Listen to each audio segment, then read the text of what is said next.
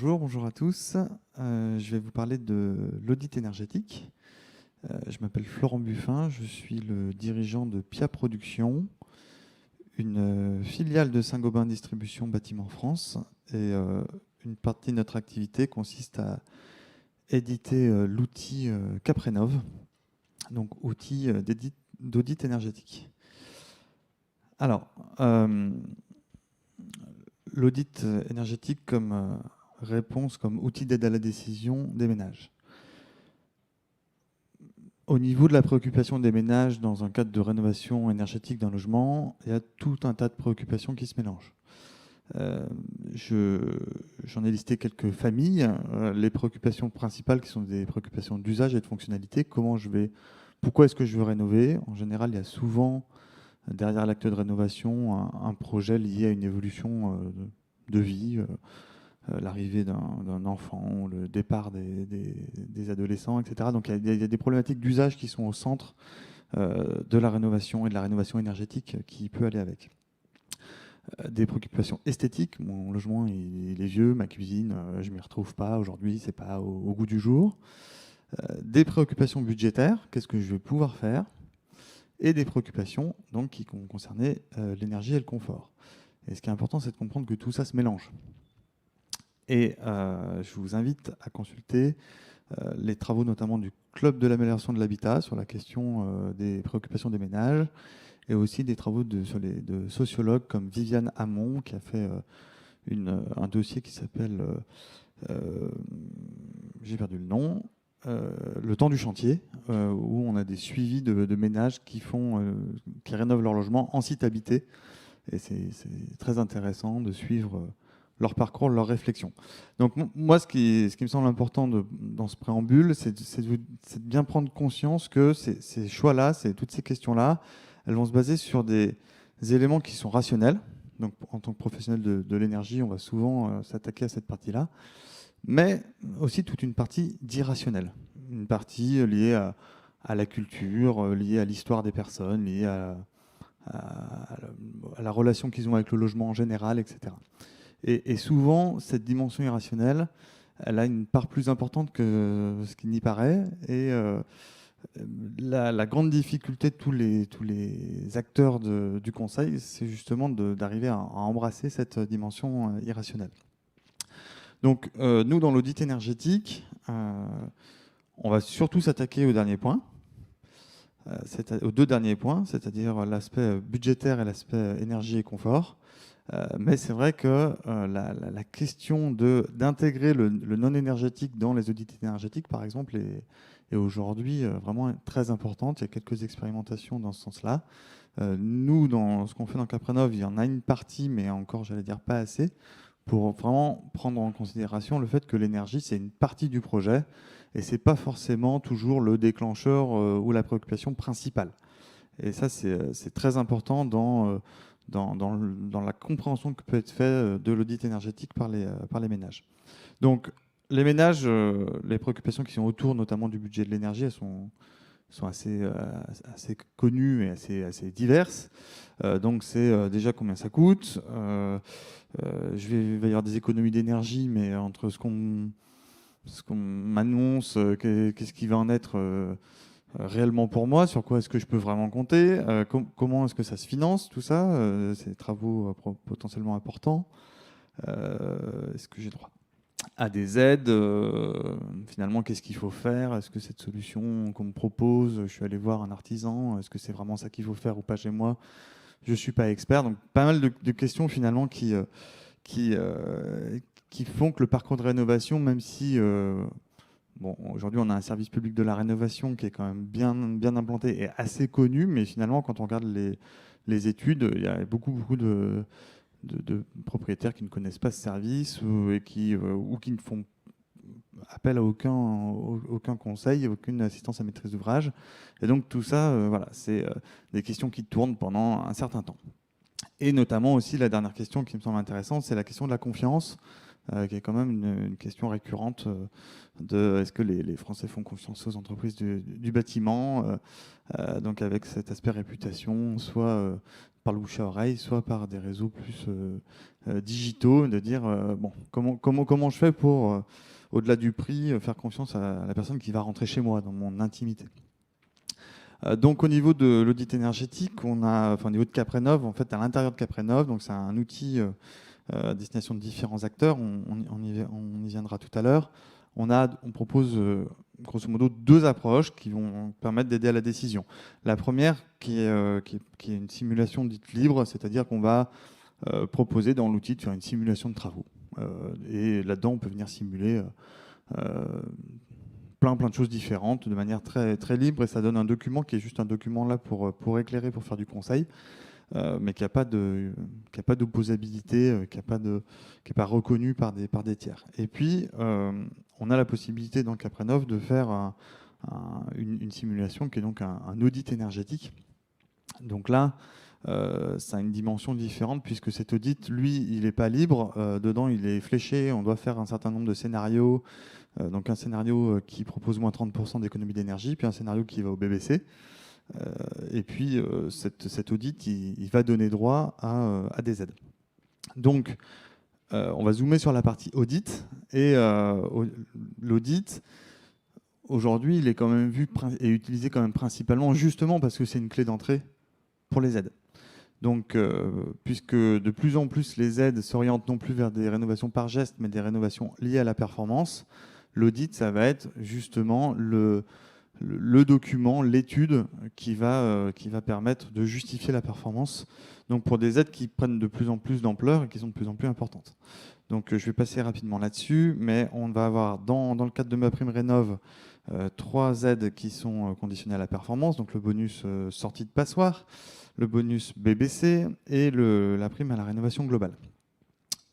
On a une aide qui fait parler beaucoup d'elle, le coup de pouce à la rénovation globale, donc avec son joli petit nom barbare de barre TH 164, dont le montant peut atteindre plusieurs dizaines de milliers d'euros. Donc c'est pas des détails dans le montage d'un projet, ce genre d'aide. Et puis l'éco-prêt à taux zéro de 30 000 euros qui lui aussi dépend donc de justifier un niveau de performance par un audit. Alors, du coup, on a les préoccupations des ménages qui se posent des questions sur comment financer, ok, l'audit, mais l'audit, il va déclencher des aides, mais du coup, l'audit, il va être intéressant pour les collectivités par les aides publiques, l'ANA, les C2E, etc. Mais eux, ce qu'ils attendent, c'est des calculs conventionnels. C'est-à-dire, comme un DPE, c'est-à-dire ce que je juge, c'est le bâtiment. Les occupants, je ne suis pas en train de faire quelque chose pour répondre aux préoccupations des occupants, je suis en train de faire quelque chose pour montrer que les travaux vont répondre à des normes, etc., etc. Et donc, dans ce cas-là, à l'intérieur de Caprénov, on va avoir un moteur de calcul conventionnel qui va donner des résultats, et des résultats qui doivent être chiffrés en kilowattheure par usage, etc., etc. Du coup, très intéressant pour les thermiciens, mais ça ne répond pas aux problématiques que j'ai citées juste avant. Et puis, donc, dans l'audit, on va avoir un autre type de calcul à côté, qui est donc à vocation à répondre aux préoccupations du ménage. Donc, avec les mêmes données d'entrée, on va faire une approche complémentaire qui, elle, va prendre en compte les priorités du ménage, qu'on va mettre dans le parcours de la saisie de Caprénov. Pourquoi est-ce que vous voulez faire des travaux ? Parce qu'on peut très bien à chaque fois dire il faut une double flux et une ITE, si en fait il y a de la pierre et qu'il n'y a pas de quoi passer les gaines, ou moi je veux pas de gaz ou je veux pas d'électricité. Enfin, il faut vraiment prendre en compte les priorités du ménage pour au moins argumenter correctement la solution, faire en sorte que ça réponde bien. La prise en compte de l'occupation réelle, donc là, dans ce cas-là, combien de personnes vous êtes ? On va même jusqu'à la durée des douches. C'est un peu extrême, mais c'est vraiment pour aller jusque dans ce côté. On va vous proposer quelque chose qui colle à votre comportement. Et puis, la prise en compte des factures. Pourquoi ? Parce que dans l'audit, avec ces calculs comportementaux, de toute façon, il y aura une estimation de la dépense énergétique, mais il peut y avoir beaucoup de facteurs qui font que l'estimation, elle ne correspond pas exactement à la dépense réelle du ménage. Donc le fait de venir rentrer les factures, ça va permettre de reboucler entre un modèle qui sera toujours imprécis, même si on faisait une STD, etc. De toute façon, vous voyez, le climat change. D'un hiver sur l'autre, on ne va pas du tout avoir les mêmes consommations. Il peut y avoir des effets d'occupation, par exemple, très variables. Il peut y avoir tout un tas de choses qui ne sont pas pris en compte dans le moteur de calcul, etc. La vie est bien plus complexe. En tout cas, si on ne veut pas passer une semaine à faire une étude, un audit énergétique. Donc on est obligé de simplifier. Et donc le bouclage facture nous permet de nous assurer qu'on va être dans les bons ordres de grandeur en termes économiques. Et donc, dans ce cas-là, on va avoir des résultats qui ne sont pas des résultats conventionnels, donc pas des étiquettes A, B, C, D, E, F, qui sont conventionnels, mais des résultats plutôt en euros, où je ne vais pas avoir le temps de faire une démonstration de Caprenov, mais où on se retrouve avec une projection sur une durée qui de base est à 15 ans, mais qui peut être à 10, à 5 ou à 20. Mais 15 ans, c'est déjà beaucoup pour la plupart des ménages. Et on va se dire, voilà, si vous faites pas de travaux, voilà ce que ça va vous coûter. Donc, dedans, il y a tout un tas de calculs. C'est pas forcément ce que les gens dépensent aujourd'hui, mais c'est une moyenne sur 15 ans en prenant en compte l'augmentation du prix de l'énergie. Bon, en ce moment, on en entend beaucoup parler. Le prix de l'énergie qui est intégré dans le Caprenov avec des hypothèses qui sont modifiables. Il y en a qui font des projections à 0% en disant « je ne suis pas Madame Soleil ». Nous, on a pris de base l'évolution constatée sur les 20 dernières années, on les a reprojetées. Mais c'est modifiable. Ça permet d'ailleurs de voir l'impact de l'augmentation du prix de l'énergie sur la rentabilité des travaux. Et puis, si vous faites des travaux, voilà ce que ça va vous coûter sur 15 ans.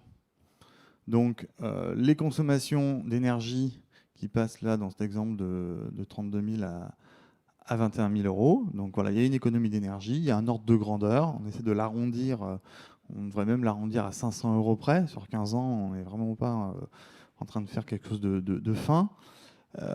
Et puis, le remboursement des prix de travaux. Donc ça va être le coût de travaux moins les aides et plus les éventuels frais de financement des travaux, des prêts de travaux, etc., etc. Et donc le but, c'est pas tout le temps ça dans tous les projets. Là, je vous donne un exemple où ça fonctionne, mais c'est de montrer que en fait, si vous faites pas de travaux, ça va vous coûter plus cher que si vous en faites, à long terme.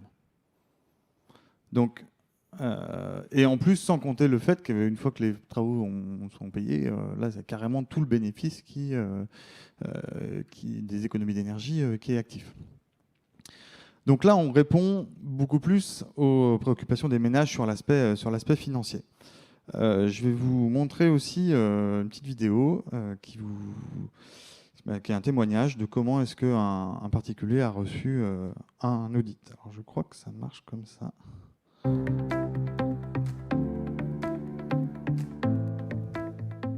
C'est la maison d'enfance de ma femme, c'est vrai qu'elle la connaît assez bien, donc on sait où on met les pieds, quoi. Donc, mais c'est vrai qu'elle est aussi dans son jus depuis 30 ans, quoi. Donc c'est pour ça que là on profite du rachat pour un peu la remettre à jour, quoi.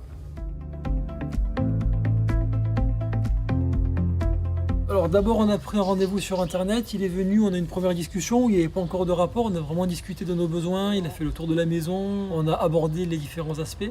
On a eu une évaluation énergétique, on a eu une évaluation de ce que ça coûte maintenant, de ce que ça coûterait ensuite. Donc du coup ça permet aussi de voir en fait, alors combien certes on paye par mois au début sur le crédit, mais vu l'économie d'énergie, quel est le vrai coût en fait des travaux et de se rendre compte que l'amortissement est très rapide en fait. Alors nous c'est vrai qu'on s'en doutait, puis on était dans une logique où on voulait le faire, mais là clairement ça permet pour quelqu'un qui aura un doute de voir la différence. Ma femme s'était renseignée pour tout ce qui était PTZ, etc. Après, on ne savait pas l'ampleur que ça pouvait avoir. Par exemple, au niveau des combles, on savait qu'il y avait des aides au niveau de crédit d'impôt. On ne savait pas exactement après, parce qu'entre ce qu'on lit sur Internet et les évolutions de la législation, ça peut changer. Donc on savait qu'il y avait des aides, c'est pour ça qu'on voulait le faire aussi en passant par quelqu'un qui s'y connaît vraiment. Et c'est vrai qu'après, au final, on a eu plutôt des bonnes surprises. On savait qu'il y en aurait, mais on ne savait pas à quel point. Donc je pense que seul, on aurait raté des trucs. Le fait que il y ait une pédagogie qui soit mise en place, c'est sûr que ça aide. Disons que quand on s'y connaît pas, c'est agréable d'avoir le sentiment de comprendre ce qu'on nous explique. C'est un peu comme quand on va voir un garagiste, si on comprend pas ce qu'il fait, on a tendance à se demander est-ce que c'est vraiment nécessaire. Quand on comprend, on a le sentiment de choisir en connaissance de cause.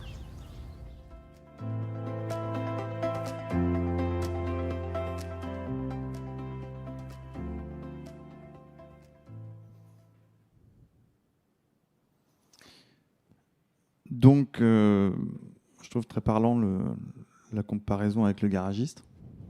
Est-ce que je vais me faire arnaquer ou pas?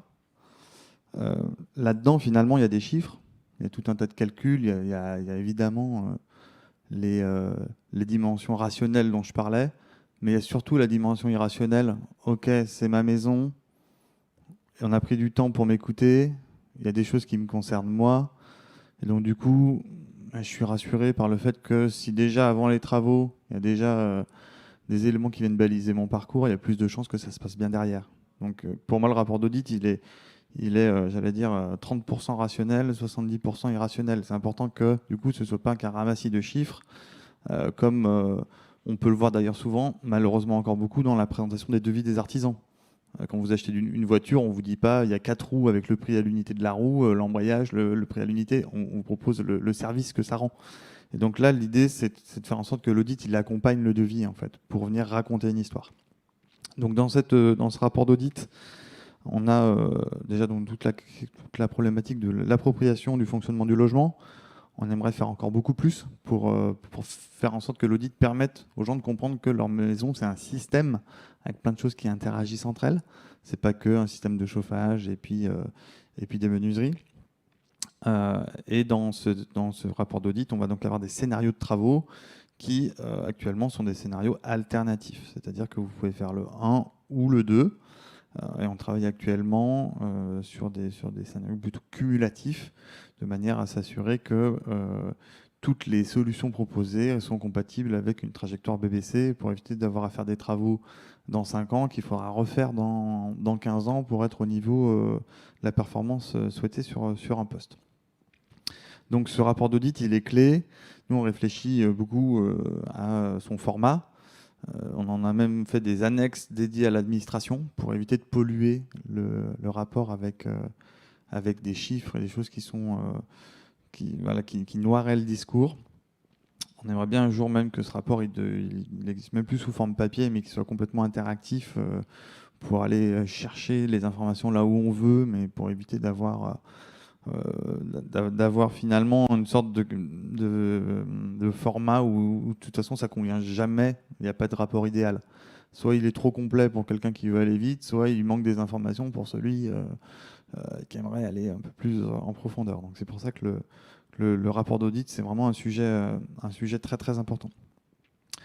Voilà, donc aujourd'hui, en retour d'expérience, les entreprises, les utilisateurs de Caprenov, mais ils sont assez variés. Les entreprises RGE en premier lieu, alors, pour les audits un peu moins, puisque les entreprises RGE qualifiées pour faire de l'audit, il n'y en a pas forcément beaucoup. Mais en tout cas, les entreprises RGE, elles ont cette problématique de rassurer leurs clients, d'être dans une démarche commerciale, etc. Donc elles vont plutôt choisir en général ce que j'ai appelé la simulation libre, et voire préparer le travail pour un auditeur énergétique. Il y en a qui travaillent main dans la main. Il y a tout un tas de possibilités qu'on a constatées sur le terrain.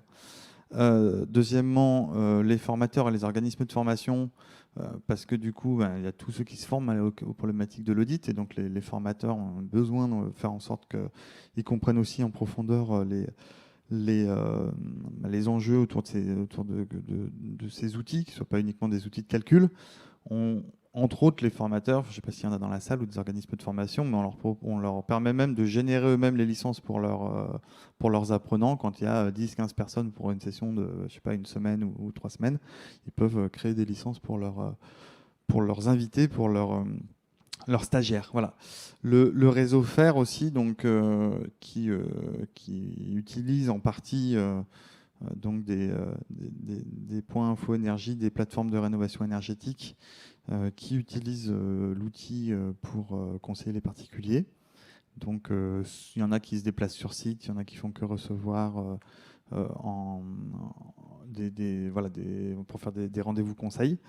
Donc on a aujourd'hui, on est en train de republier la carte, mais je sais pas, une soixantaine à peu près d'associations et membres du réseau FAIR ou des opérateurs ANA qui utilisent quasiment quotidiennement l'application. Et puis de plus en plus, des architectes, des bureaux d'études, des assistants à maîtrise d'ouvrage, des maîtres d'œuvre. Donc il y a eu l'année dernière une première envolée, on va dire, de ces besoins-là liés à Action Logement et l'aide Action Logement, sur lequel je ne vais pas revenir, mais du coup, ça a ouvert un petit peu des possibilités. Et aujourd'hui, c'est vrai que tous ces acteurs, on est en discussion avec notamment les architectes de la rénovation, qui sont donc un syndicat d'architectes qui se veut actif sur les problématiques de rénovation énergétique des logements. Donc même si à la base, ce n'est pas un outil pour les architectes, il n'y a pas beaucoup de possibilités encore d'aménager des combles, d'aménager des garages, de faire des modifications, notamment avant-après de la surface habitable. Donc ça, c'est encore, on l'a vu par rapport aux premières préoccupations des ménages d'usage et de fonctionnement, mais il y a encore des choses à faire évoluer dans nos outils, mais en tout cas, on va dans cette direction. Voilà. Aujourd'hui, depuis janvier 2020, c'est à peu près 100 000 rapports PDF qui ont été générés par l'application. Donc, je n'ai pas le distinguo encore. Il faudra qu'on le fasse pour avoir combien de rapports d'audit, combien de rapports simulation libre, etc. Mais depuis fin d'année dernière, avec l'audit clé d'entrée pour les aides, c'est vrai qu'on a vu s'envoler le volume d'usage et on s'attend à ce qu'il y ait encore des belles évolutions sur le point de vue du volume d'usage de notre application. Rapidement, pour terminer, qu'est-ce qu'on a devant nous ? Donc, c'est un peu moins lié à la préoccupation des ménages, mais ça me semble quand même donner un petit peu une trajectoire. Le premier point, c'est qu'on est sur une année de transition sur les méthodes de calcul. Il y a beaucoup de flou réglementaire. Vous avez peut-être vu passer vendredi dernier le fait que le ministère demande de ne plus faire de DPE sur les logements d'avant 1975, tant qu'il n'y a pas un peu plus d'études sur la nouvelle méthode qui a été mise en place donc en juillet 2021 pour les DPE. Nous, on ne fait pas du DPE, ce n'est pas un logiciel de DPE, mais cette méthode, dans les textes, on nous demande de l'appliquer. Alors pour l'instant, elle n'est pas complètement sortie du four, on peut dire ça comme ça. Donc, dans les textes, et on attend des décrets pour les prochaines semaines, on devrait avoir clairement l'obligation d'utiliser le nouveau moteur de calcul à partir de janvier 2022. Ce qui est bien, puisque enfin, on aura un DPE et un audit qui se basent sur un même outil de calcul, et ça, c'est dans l'intérêt de tout le monde. Il n'y a aucun souci là-dessus. Par contre, il faut que cette méthode elle soit quand même un peu stabilisée. Et donc, nous, c'est notre travail de fin d'année. Voilà. Et puis, un projet de décret qui est aussi en cours. Là, la fin de la consultation, c'était cette semaine.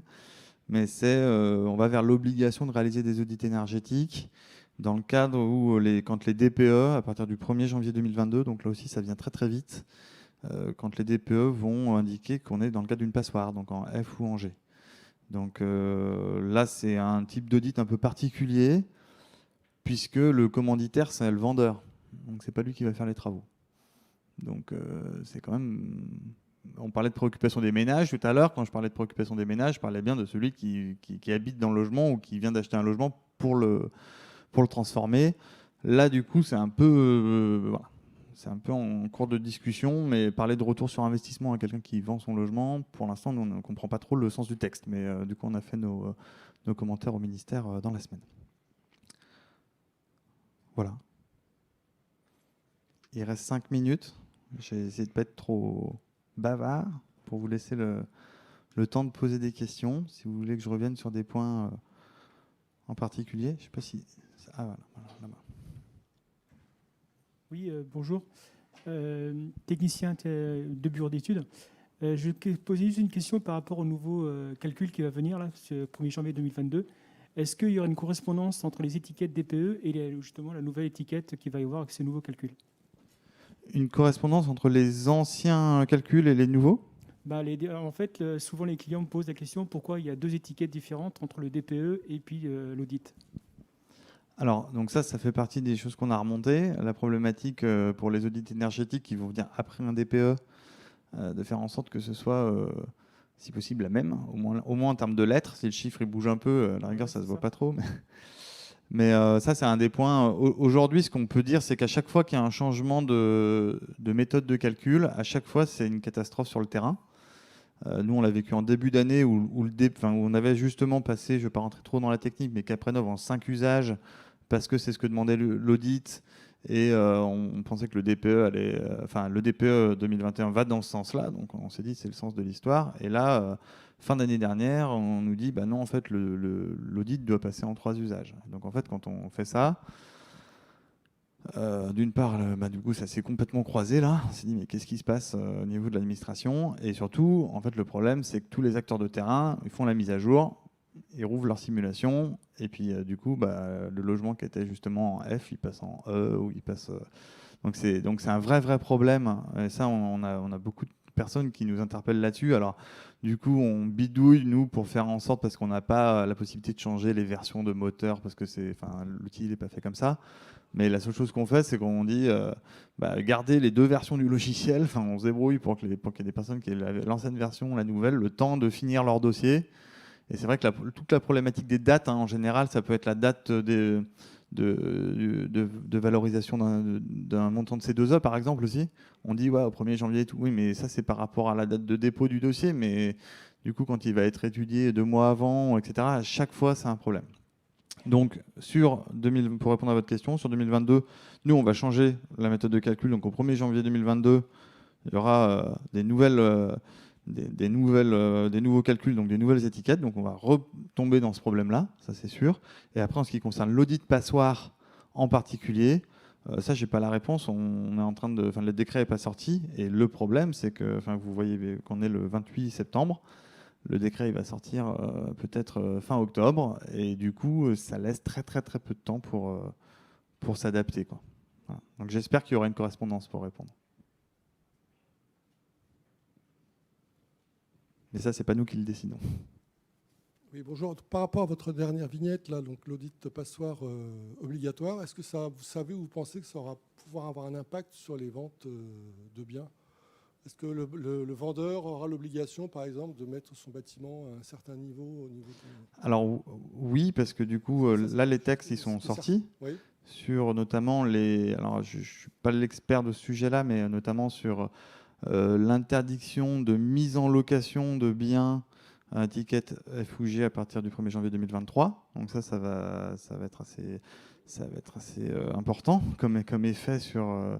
Et puis après, c'est progressif jusqu'en 2025, je crois, ou 30. Je ne vais pas dire de bêtises. Vous pourrez notamment, il y a des articles sur notre site qui parlent de ça. On est en train de communiquer sur effectivement le fait que les passoires, ça va être ce côté oui-non passoire va être de plus en plus important puisqu'il est dans le collimateur entre guillemets des politiques. Oui. Et c'est pour ça que le DPE a été refondu pour être opposable, pour permettre ce genre d'application de loi, puisque avant le 1er janvier, le DPE n'était pas opposable. Mais encore une fois, là on a parlé d'audit énergétique et de préoccupation des ménages avec un outil comme Caprenov qui n'est pas un outil de DPE. C'est terminé. On va peut-être prendre la dernière question. Alors, rapidement, il me semble que la durée de vie des équipements n'est pas pris en compte dans le calcul de rentabilité, de la rentabilité des scénarios de travaux. Est-ce que je me trompe ou... Effectivement, c'est pas pris en compte dans le calcul. On pourrait. Ce qui nous manque aujourd'hui, c'est peut-être un peu de données officielles entre guillemets, sans que chacun ramène ses données maison.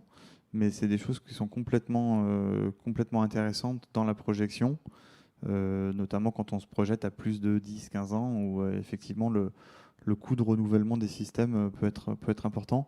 Après, la grosse difficulté qu'on a quand on se projette, notamment dans un scénario éventuellement par étape, par exemple, c'est qu'on ne sait pas quel sera le prix ou quel sera le niveau d'aide dans 5 ans pour telle ou telle action.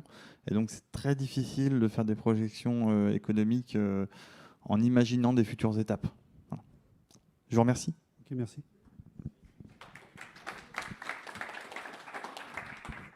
Et je voulais juste vous dire aussi que si vous voulez qu'on échange, je serai jusqu'à 12h30 sur le stand de Saint-Gobain.